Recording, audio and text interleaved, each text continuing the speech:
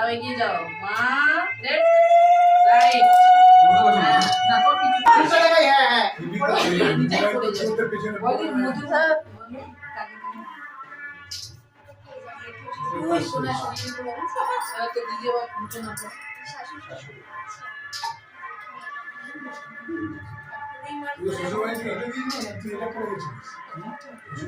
না অনেক কেমন